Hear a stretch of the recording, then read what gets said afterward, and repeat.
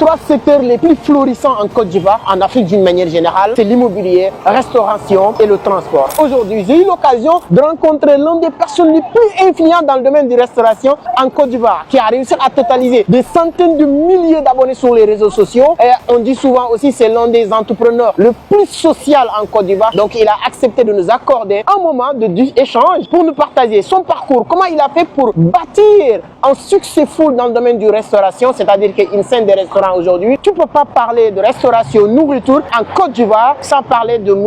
Hassan. On va mettre quelque part ici des centaines de milliers d'abonnés sur TikTok, sur les différents réseaux sociaux. Quand vous commencez à faire du social, votre nom va commencer à être cité partout parce que c'est l'argent. Il va nous partager son parcours, comment il a fait pour bâtir ces scènes de restaurant. Et en tant que Libanais, si je ne me trompe pas, aujourd'hui on dit que les Libanais au Sénégal, en Côte d'Ivoire, ils sont plus des Libanais, ils sont Libano-Sénégalais ou Ivaro-Libanais, je ne sais pas comment vous allez me le dire sur les commentaires. Mais ils vont nous dire comment en tout cas l'entrepreneuriat d'une manière générale, c'est quelqu'un aussi qui a connu des hauts et des bas en business, en entrepreneuriat. Et c'est très important, ce qui a fait la particularité de notre invité aujourd'hui. Donc ce qu'on va faire, allons-y. Il m'avait dit même on va aller dans son bureau pour faire cette interview. Et je lui ai dit non, moi je veux que les choses soient vraiment concrètes. Et comme vous avez des restaurants, la meilleure manière de faire cette interview en parlant du business de restauration, c'est de le faire dans l'un de vos restaurants. Et il a accepté de nous inviter ici à Cocody, en plein centre-ville d'Abidjan. Venez, on va voir.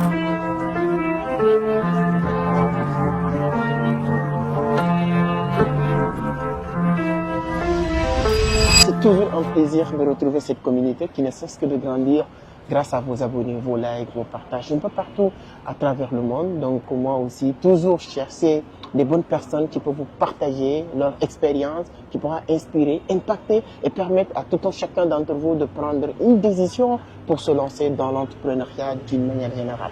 Comme je l'ai dit sur l'intro, aujourd'hui notre invité, c'est l'une des personnes les plus influentes dans le domaine de la restauration, des centaines de milliers d'abonnés, très social aussi sur les réseaux. On voit les activités qu'il est en train de faire aujourd'hui, aussi réussir à s'implanter dans le domaine de la restauration. On va en parler, son parcours, son histoire, comment tout ça a commencé. Donc, M. Hassan, c'est un grand plaisir. Merci beaucoup de venir. Merci de nous avoir accueillis dans l'un de vos restaurants ici. C'est avec plaisir. Donc, avant d'aller plus loin, je sais que beaucoup de personnes te connaissent. J'ai checké sur vos réseaux sociaux. Je pense que sur TikTok, tu as dépassé les 500 000 abonnés. Donc, c'est énorme. En tant qu'entrepreneur, vous n'êtes pas créateur de contenu. Beaucoup de personnes te connaissent, mais sûrement, il y aura une ou deux personnes qui vont tomber pour la première fois. Si vous devez vous présenter en quelques minutes, qu'est-ce que vous allez dire? Alors à la base, c'était normalement sur Facebook qu'on faisait nos combats, notre social. Et il y a eu TikTok. TikTok, c'est... Je n'aime pas TikTok. Mais la tranche d'âge sur laquelle on devait sensibiliser par rapport aux paris sportifs et tout ça, se trouvait sur TikTok. Donc il fallait pouvoir aussi passer sur TikTok pour essayer de parler aux gens un peu de la dangerosité des choses. Moi, je suis Hassan Hayek, 41 ans, marié, père de 3 enfants. Libanais d'origine, ivoirien de cœur, et j'ai été naturalisé ivoirien, avec fierté d'ailleurs. J'ai été décoré 2 fois en Côte d'Ivoire, par l'État de Côte d'Ivoire, et dans plus de 20 pays différents. Dans le social que je mène, notre rôle est de pouvoir être un peu où les gens ont besoin de nous, parce que nous avons une ONG et nous sommes la continuité de l'État. C'est-à-dire où l'État ne peut pas taper la porte pour entrer. Les gens publient leurs problèmes sur les réseaux sociaux, les cas de maladie, les cas de désespoir, et nous essayons de pouvoir régler ça avec toute la communauté que nous avons. En tout cas, c'est très intéressant. Si je comprends, vous êtes en Côte d'Ivoire, si je peux me permettre, depuis combien d'années aujourd'hui? J'ai 41 ans, ça fait 40 ans que je suis ici. Ça fait 40 ans? Ouais, ça fait 40 ans. Donc, comme vous l'avez dit, vous êtes ivoirien de cœur, ça se voit. Est-ce que votre business est limité aujourd'hui, à part les sociales que vous faites un peu partout en Afrique, est-ce que votre business de restauration s'est limité aujourd'hui en Côte d'Ivoire ou bien il y a d'autres pays aujourd'hui? Non, on est en Côte d'Ivoire. À la base, je suis vendeur de textiles. Et malheureusement, j'ai eu mon magasin qui avait pris feu, que j'avais tout perdu. Et j'avais la passion de la cuisine depuis petit. Je pensais que pour ouvrir un restaurant, on prend un petit gaz et puis une bouteille de gaz et puis c'est parti. Et puis j'ai décidé de tenter ma chance à Abidjan Mall. Et puis un peu on a appris. Et puis on a ouvert le deuxième qui est ici. Mais pour l'instant, on ne s'est pas extériorisé, si tu voulais. Donc si je comprends bien, c'est une passion du petit. Est-ce que les parents étaient dans le domaine de la restauration? Non, du tout, personne n'était dans le domaine de la restauration. Pour l'instant, personne. C'est une passion. J'aime cuisiner à la maison. Et puis bon, je me suis dit pourquoi pas. Et puis c'est comme ça que je me suis retrouvé dans le domaine de la restauration. Mais il n'y a pas de restaurateur dans la famille en fait. Il n'y a pas de restauration dans la famille. En tout cas, c'est très très intéressant. Vous l'avez dit tout à l'heure, s'il y a une seule partie qui m'a beaucoup impressionné sur votre parcours, vous l'avez un peu broché tout à l'heure, vous avez votre magasin, le magasin a oui, pris qui a pris feu, tout le monde me connaissait. Je travaille avec beaucoup de stylistes, si ce n'est tous les stylistes d'Abidjan. Mais il faut savoir se réinventer. Souvent, quand Dieu t'envoie des signes, il ne faut pas forcer le destin. Parce que quand tu es dans un business et que ton nom est un peu partout et que ça n'évolue pas, et qu'il y a toujours des petits couacs au point où ça prend feu, même si c'était quelqu'un qui piquait mon courant le soir, quand on fermait, il volait mon courant. Et c'est lui qui a fait qu'il y ait eu une masse au magasin et ça a brûlé parce que les tissus, ça prend vite. Il faut savoir dire stop à un moment donné et puis voir autre chose. On a essayé autre chose. Au début, ça marchait très bien. Après, ça se stabilise. Après, il faut toujours batailler parce que maintenant, dès que quelqu'un a un peu d'argent, allez, il ouvre son restaurant. Mais malheureusement, il ne dure pas parce qu'il ne connaît pas tous les rouages de la restauration. Il ne connaît pas réellement comment ça se passe. Et puis la restauration, ce n'est pas j'achète un poulet à 2000 et je le vends à 3000, je gagne 1000 francs. Non, il y a trop de calculs à faire. Il y a trop de façons de procéder et il y a trop de charges à avoir. Donc il faut savoir faire un peu tous ces calculs pour rester quand même un peu debout.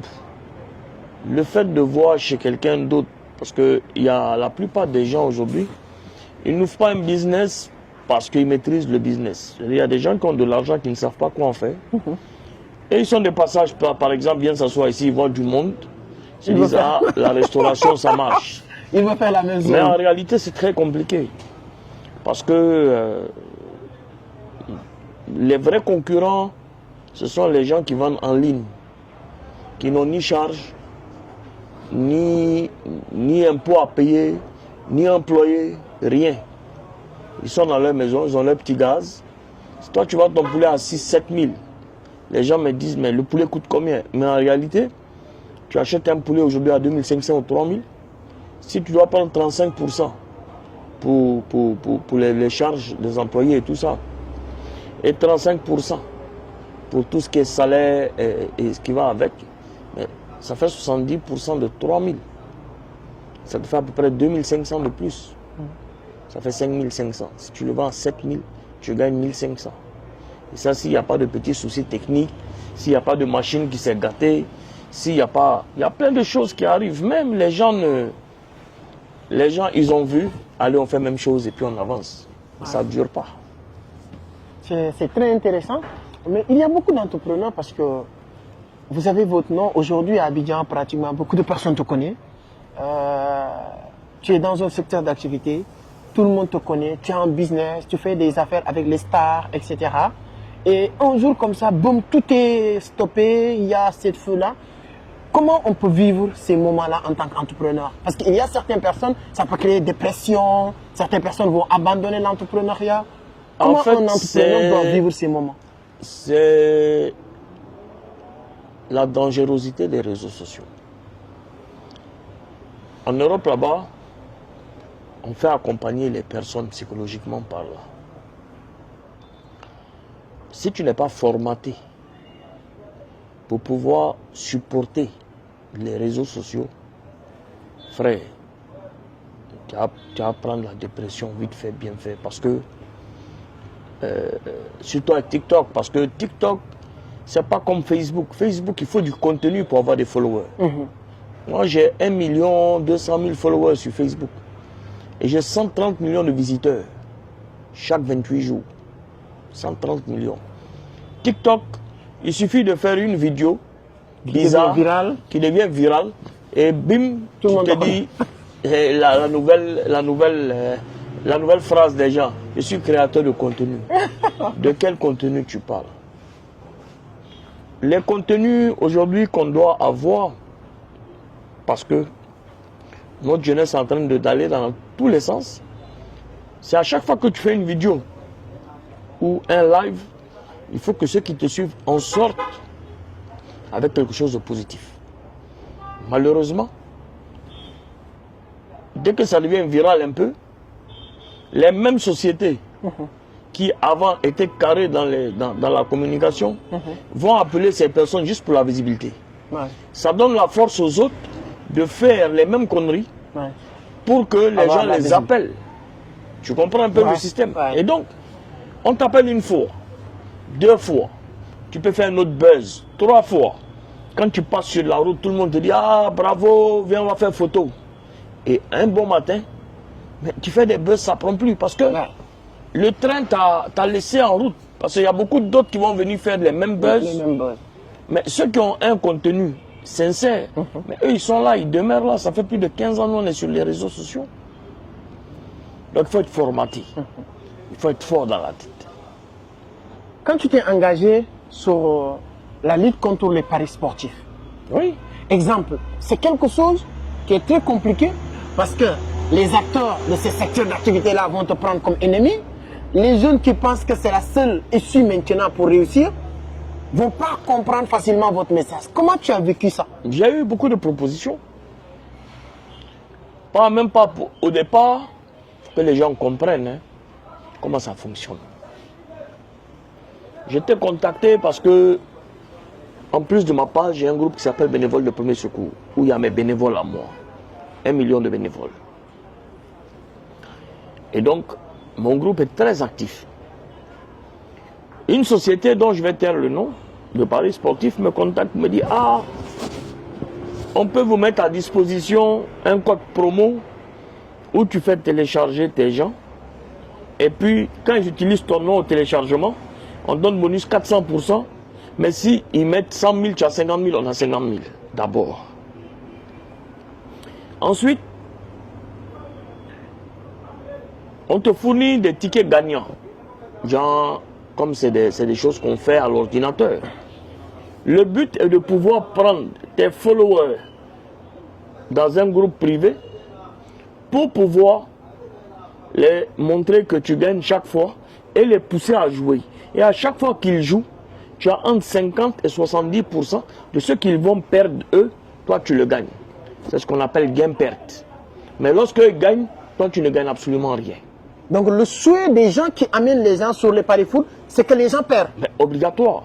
Il n'y a pas une société qui se fabrique ou qui se conçoit pour faire gagner de l'argent à quelqu'un. C'est impossible.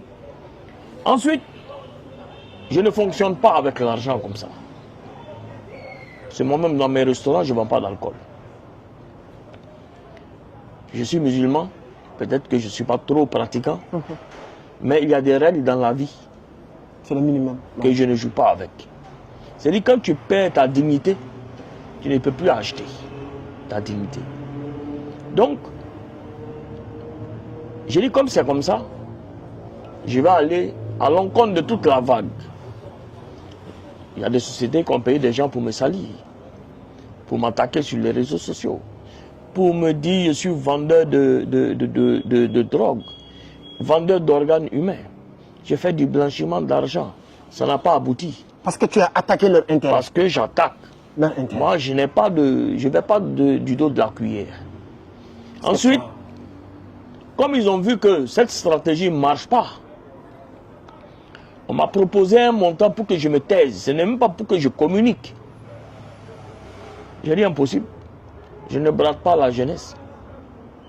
On te paye maintenant pour que tu fasses une bonne communication. Non, même pas que je ne communique pas, mais que je ne parle plus dans le sujet. On te paye pour ça. On veut me payer pour ça. Non, c'est... J'ai dit non, moi je ne brade pas là. C'est comme si vous êtes en train de me faire choisir entre la jeunesse et puis l'argent. Il dit mais je suis là, tu es là. On est seul. J'ai dit mais et celui qui est en haut, même si tu es assis dans un immeuble au premier et c'est 100 étages, mais Dieu voit tout. Ouais. Je ne peux pas nourrir mes enfants de ça. Et donc, je me suis fait beaucoup d'ennemis, même dans mon cercle d'amis. J'ai dit... Parce qu'ils pensent que tu pouvais ramasser énormément d'argent. Les stars qui font la promo de ça. Ah ouais. Parce que les gars, là, ils ont compris comment ça fonctionne. C'est-à-dire que si tu as des jeunes aujourd'hui, par exemple, moi, chaque live de TikTok, quand je finis, j'ai 56 000 visiteurs, 90 000 personnes. C'est un live, parce que des fois 2 heures, les gens viennent, ils s'en vont. Imagine le monde que tu draines. Parce que il y a des choses sur les réseaux aujourd'hui où quand il y a un souci quelque part, les gens ont une croyance en la crédibilité que j'ai aujourd'hui. Ouais. Si je dis aux gens, mais jouer, ça fait gagner de l'argent. Moi, j'ai gagné, mais ils vont jouer. Mais c'est moi qui gagne.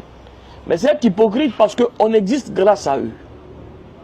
Nous, on existe, on a la force de signer des contrats publicitaires grâce à eux. Parce que c'est eux qui nous donnent la force. C'est pas parce que c'est Hassan Hayek. Ouais. C'est des millions de personnes qui sont derrière vous aujourd'hui. Si toi, tu fais ton contenu et qu'il n'y a personne qui regarde, mais tu as pu le faire. Ouais. S'il y a des abonnés, c'est eux qui donnent la force, qui te poussent à venir rencontrer X ou Y. Ouais. Donc, en réalité, on les doit beaucoup de choses. Ça, c'est vrai. Et le minimum, si on ne peut pas leur donner en retour de ce qui nous donne la force, l'argent, il ne faut pas bouffer leur argent. C'est ma conception de voir les choses. Et tant qu'il y a des Hassan Hayek, il y a beaucoup de personnes. Parce que quand j'ai commencé le combat, beaucoup ont rallié le combat.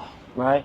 Parce qu'il y a des gens qui avaient envie, mais ils n'avaient pas. Mais oui, mais tant qu'il y a des Hassan Hayek, c'est vrai qu'on ne peut pas tout arrêter. Non, si on comprend... Mais on peut repousser. Ouais. Mais on va le repousser. Non, c'est très, très intéressant.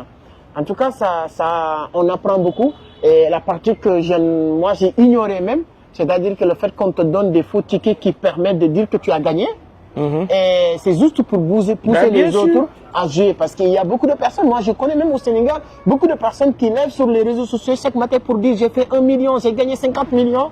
Et tout ça, on savait que c'est des faux trucs. Mais avoir des personnes aussi, comme j'ai dit, si moi ou quelqu'un qui a 50 000, 10 000 abonnés qui se lèvent pour parler, ça n'a pas d'impact. Mais quelqu'un comme toi, avec des millions de personnes derrière, donc sûrement on savait que vraiment les gens vont s'intéresser à ça. Moi, la question que j'aimerais poser, c'est, exemple, qu'est-ce qui a motivé Hassan de se lancer? Maintenant, tu as une émission au niveau de Live TV qui parle de social? Non. Tu participes dans les émissions de social? Oui, j'étais sur une émission sur NCI. Et puis, on a arrêté, j'ai arrêté. Quand il y a des émissions qui parlent de social, je suis invité.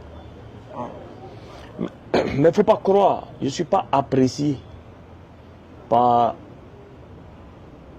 les... Parce que tu sais, quand tu as un franc-parler, tu n'es pas apprécié, frère. Pas par la population. La population me donne plus d'amour que ma famille. Mais par certains... Ouais, les gens qui tirent les ficelles, les organes. Décideurs de certaines choses. Ben, tu n'es pas apprécié. Et ils te voient, ils sont obligés de t'applaudir quand tu soignes quelqu'un. Ou quand tu vas sur un combat fort. En réalité, ils te sourient, ils te disent félicitations. Mais derrière, ils font beaucoup de choses. Mais c'est Dieu qui protège l'être humain. Personne ne quitte cette terre avant son âge. Et personne ne quitte la terre sans que Dieu ne lui donne ce qu'il a prévu pour lui dans sa vie. Donc quand je vois certaines choses, je me dis que c'est Dieu. C'est Dieu, ouais. C'est Dieu. Non, en tout cas, c'est très intéressant. Aujourd'hui, est-ce que c'est vrai, comme j'aime bien dire, quand tu vois un grand frère, il faut accepter que c'est un grand frère. Sur les réseaux sociaux, tout le monde veut se lancer. Comme vous l'avez dit, sur TikTok, c'est facile même d'être viral, c'est vrai. Mais il faut connaître les algorithmes. Aujourd'hui, tu étais sur Facebook, des millions de followers. Tu viens sur TikTok en moyen de temps. Aujourd'hui, presque 1 million d'abonnés sur TikTok. Est-ce qu'il y a une stratégie derrière la création de contenu de M. Hassan? En tout cas, moi, je suis dans le naturel. Moi, je fais mes choses comme je le sens. Je ne prends pas de caméra pour faire une mise en scène. Ou bien pour aller chez le malade pour lui dire j'arrive chez toi, prépare-toi, mets-toi. Non, non, non. Moi, voilà mon outil de travail. Le téléphone. Il y a un cas, on me tape dessus, j'allume ma caméra, c'est du naturel.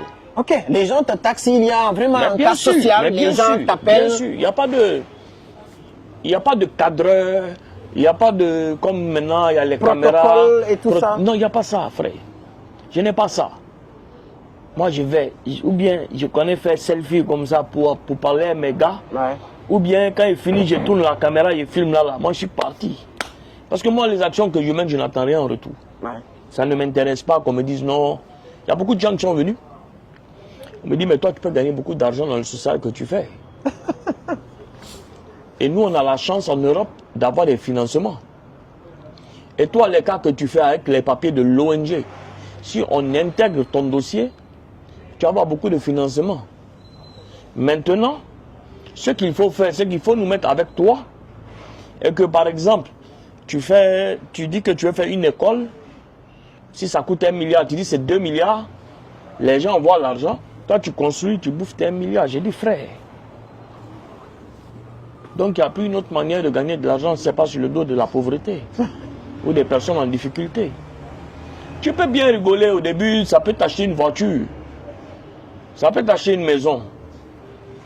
Mais la vraie maison qu'on veut, elle est où? C'est au paradis, frère. Ouais. Donc, à quoi ça sert de bien vivre ici et puis d'aller souffrir là-bas? Il faut que les gens comprennent que la vie est très simple. La vie est très simple. Ouais. Si tu as des milliards dans ton compte bancaire, c'est dans ton compte bancaire. Tu n'es pas différent de celui qui a 10 millions dans le compte bancaire et qui arrive à assumer ses charges du mois. Ouais.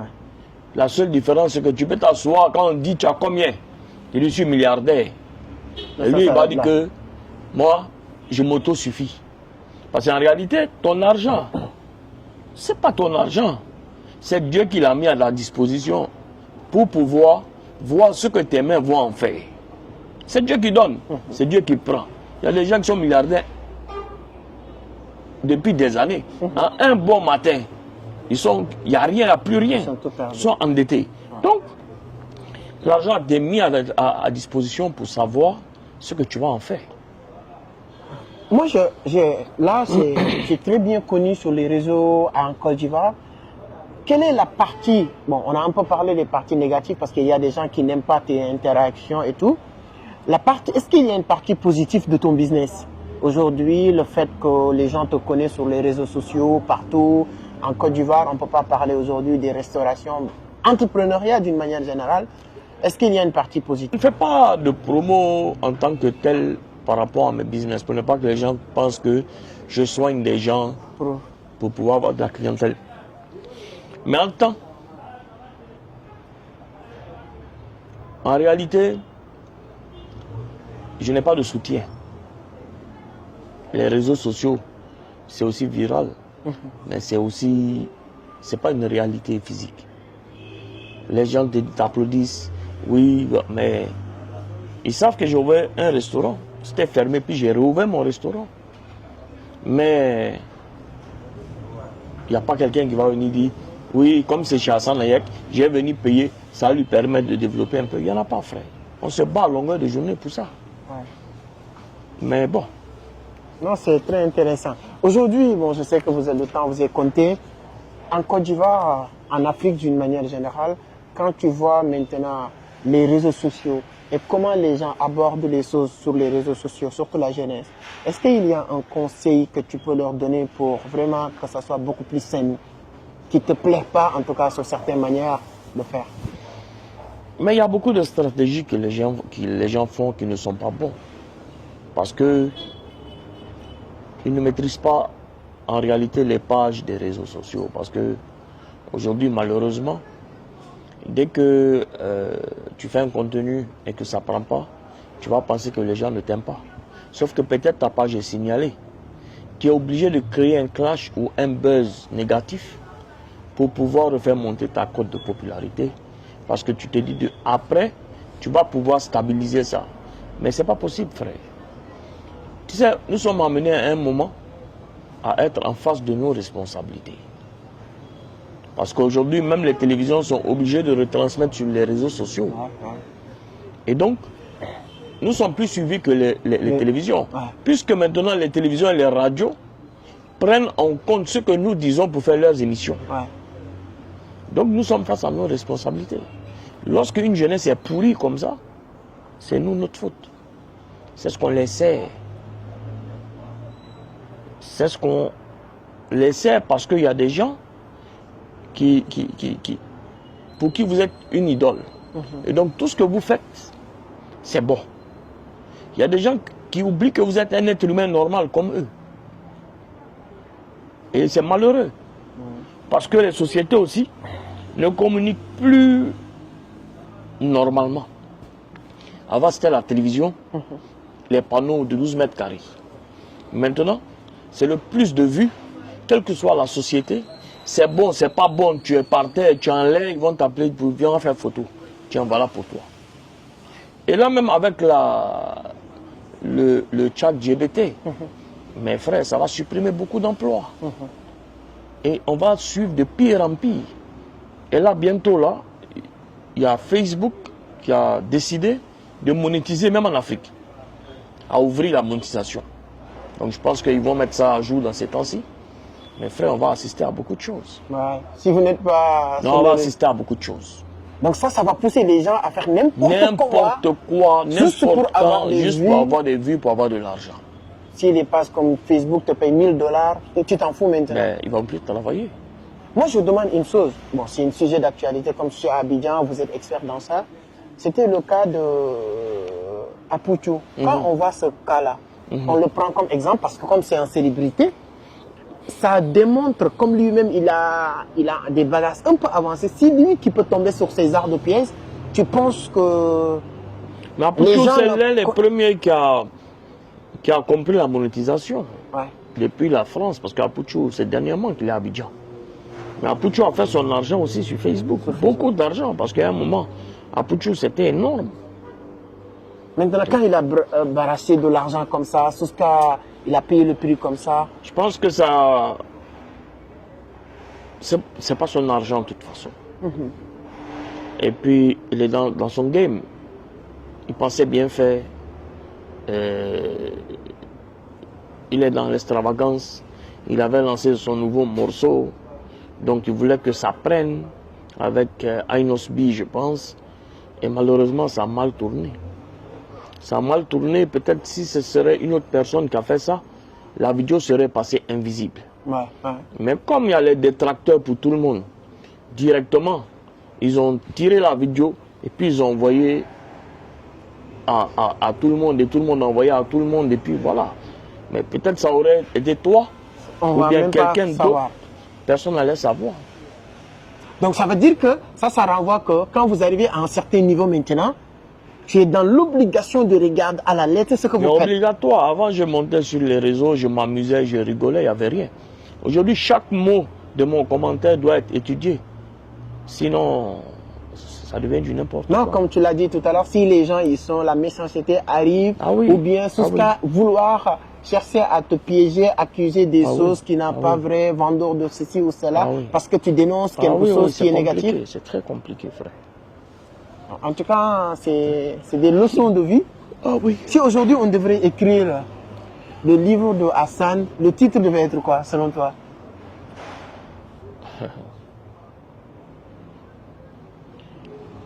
Le titre, si on doit faire un livre. Oui, sur toi. C'est le changement de mentalité. Le changement de mentalité. Ouais, le changement de mentalité. Parce que mine de rien, ma communauté est beaucoup attaquée ici, ma communauté libanaise. Et bon, dans chaque pays, quand les Ivoiriens vont en France aussi, il y en a d'autres qui foutent la merde. Quand d'autres Sénégalais vont quelque part, ils foutent la merde, c'est pas tout le monde qui est pareil. Nous sommes les acteurs du changement aujourd'hui parce que les anciennes générations, avec la nouvelle génération, c'est deux choses différentes. Il faut appeler les choses par leur nom. Si Hassan Hayek a fait quelque chose, ce n'est pas la communauté libanaise qui a fait quelque chose, c'est Hassan Hayek qui a fait quelque chose. Mais malheureusement, dans le monde entier, la politique a gâté beaucoup de choses. La haine et la xénophobie ont créé énormément de dégâts. Et nous, notre rôle aujourd'hui, c'est de concilier, de montrer que il y a ce brassage de culture qui fait qu'on doit être plus fort et non pas faire comme ce que les Occidentaux veulent qu'on fasse. Ouais, surtout. Les Occidentaux veulent qu'on s'occupe dans une bataille de blanc-noir. La division. Quand ça ne fonctionne pas, chrétiens-musulmans. Quand ça ne fonctionne plus, sunnites, chiites, wahhabites. Quand ça ne fonctionne plus, catholiques, orthodoxes. C'est-à-dire, tout est mis en place pour diviser. Pour nous diviser. Et eux, ils travaillent sur parce que je pense que lorsque Dieu partageait les terres, ils ont été oubliés. Parce que dans les pays arabes, c'est le pétrole et le gaz. Dans les pays africains, c'est les mines qui servent à tout faire. Ils n'ont rien chez eux. C'est tout. Ils n'ont rien chez eux. Donc, comment pouvoir mettre en place les choses? Ben, c'est ça. Ils viennent te voir et ils te disent j'ai un pistolet là qui peut faire la différence. Ils vont chez ton ennemi, ils vont dire qu'il a payé un pistolet un mois. J'ai une mitraillette qui peut finir ce pistolet. Quand ils viennent te vendre la mitraillette, ils viennent encore chez toi et te disent mais j'ai un lance-roquette qui peut finir l'autre. Donc, c'est comme ça. Ils sont dans ça. Et malheureusement, nous, on est occupés de ce. Mais parce que vous avez vécu ce genre de choses. Parce que les Occidentaux pensent que l'arabe et l'Africain noir, je m'excuse du terme, ont un prix. Et tant que ça est dans leur tête, ça ne peut pas changer, frère. Pour eux, quelle que soit ta force, l'argent peut te faire changer la vie. Entre Africains et Arabes. Entre Africains et Arabes. Parce que ils pensent maîtriser la mentalité, mais les gens commencent à se réveiller. Si je t'entends parler comme ça, tu devais être quelqu'un qui adopte la mentalité de quelqu'un qu'on apprécie beaucoup en Afrique comme Ibrahima Traoré. Est-ce que tu as une idée de lui? Ibrahima Traoré, le capitaine Ibrahima Traoré, je le vois, je regarde un peu tout ce qui se passe dans la politique, mais je ne fais pas de politique. C'est très important. Mais j'aime la politique. C'est un vent nouveau qui est en même temps bénéfique et en même temps néfaste. Parce que nous tous, on connaît le résultat de quand tu n'es pas pour. N'oublie pas que je suis à la base un Libanais. Et quand tu t'arrêtes pour dire non, beaucoup de choses peuvent se passer dans ton pays. Et même jusqu'à présent, le Liban subit, la Palestine subit, toute la Syrie subit, l'Ukraine subit. Il y a beaucoup de pays qui subissent, frère. Mais c'est le fait de dire non. C'est de ça qu'on parlait tout à l'heure. Parce que chacun de nous a un prix. Ouais. Et donc... Non, en tout cas, moi, les Libanais, surtout ici en Côte d'Ivoire, je le respecte. Vous avez même, je dirais même pas neutralisé ou bien adopté la culture. Mais quand vous entendez souvent un Libanais parler ou un Ivoirien, tu comprends plus que lui, il est Ivoirien parce qu'il prend même l'accent. Mais il parle aussi, je vois qu'il parle mais aussi. après, Joe, souvent, quand vous voyez sur les réseaux sociaux, les gens se fracasser, tout, frère. Moi, mon petit frère Momo, sur peut-être 1000 amis qu'on a, il y a 2 Libanais dedans. Hein? Tu comprends? Ouais. Donc des fois, quand on voit les choses se passer, tout Djamana ils font sur les réseaux là, nous on sent pas ça. Puisque tous nos clients même c'est des Ivoiriens et des Africains. C'est très rare que nos frères libanais viennent manger chez nous. Après moi aussi mes prises de position m'ont créé aussi des ennemis dans la communauté libanaise. Donc, en aucun cas ça me dérange. Vous êtes dans une position un peu complexe quoi. Ah ben moi je m'en fous. Moi tant que la vérité, j'ai foi dans mon combat Et j'ai foi que ce que je dis là, c'est une vérité, mais rien ne m'empêche. Personne ne peut me payer pour me taire sur un sujet. Parce que je suis libre et parce que je ne suis pas corrompu. Personne. Moi, on ne peut pas m'appeler pour dire non, ce combat, il ne faut pas le mener. Non, non, non, je ne reçois pas des enveloppes sous la table. Je refuse. Parce que ma dignité n'est pas à vendre. En tout cas, c'est très, très intéressant. On a appris beaucoup de choses. Donc, tu veux prendre des photos, Mohamed?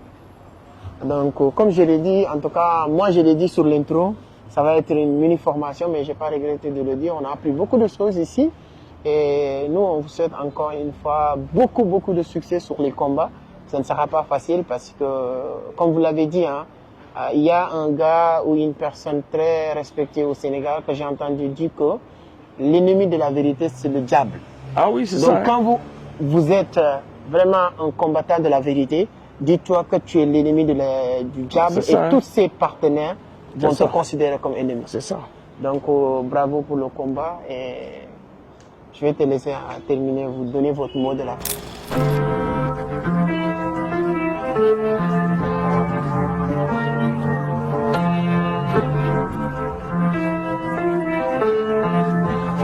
On est très content de passer ces moments avec vous. On a eu, nous, la chance d'assister en direct de ce que vous faites.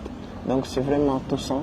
Aujourd'hui, c'était pas prévu de le mettre dans la vidéo, mais on a assisté d'un enfant que vous avez donné. Oui, qui doit aller en Inde. Pour faire une opération. Une opération, il avait besoin de 10 millions. Donc, Dieu a fait grâce. Le lundi, ils vont partir. C'est pour ça qu'ils étaient là pour récupérer l'argent. Ils vont mettre l'argent à leur disposition et puis je pense que lundi, ils vont prendre l'avion pour partir. Je pense qu'on a quelques images pour insérer. Nous, on était en plein direct. On était obligés de le couper. Et ce qui m'a impressionné, souvent les gens qui donnent de l'argent, je ne dirais pas ils le font avec arrogance, mais ils disent c'est eux qui donnent de l'argent. Mais on était en pleine émission. Tu as coupé l'émission pour régler le problème des personnes qui demandent. C'est un enfant, il fallait ça. Et le temps qu'on a fait ici aussi, beaucoup de personnes qui ont passé pour solliciter. Tout ce que tu vois ici, c'est ça. Le cœur est déjà là. Vraiment, moi je ne sais pas quoi dire. Non, c'est que Dieu voilà, t'aide à continuer à faire ce que tu es en train de faire. Depuis qu'on est là, chaque instant, il y a des gens qui viennent pour solliciter quelque chose. C'est comme ça. Et là, il y a une file déjà. Toutes ces personnes qui sont là, c'est juste pour attendre qu'on finisse. Nous-mêmes, on va finir vite pour parler de leurs problèmes. Ouais, c'est ça. Et en tout cas, merci de nous avoir accordé votre mot de la fin pour... Merci pour cette Lucam. On a besoin des pages qui conscientisent la jeunesse à faire beaucoup de choses. Il est important que la jeunesse se réveille parce que pour un pays fort ou un continent fort, il faut une jeunesse consciente. C'est ce que nous on essaye de faire en tout cas. En tout cas, merci. Merci encore une fois. Moi, ça m'a vraiment touché. Ce que je vois, personnellement, ce n'est pas des choses qu'on t'a racontées, mais j'ai vécu. C'est un plaisir. C'est un grand plaisir. Merci beaucoup. Merci beaucoup. Alors, merci de votre point de vue. Je pense que cette vidéo mérite d'être partagée partout parce que des bonnes choses comme ça ne se voit pas tout le temps.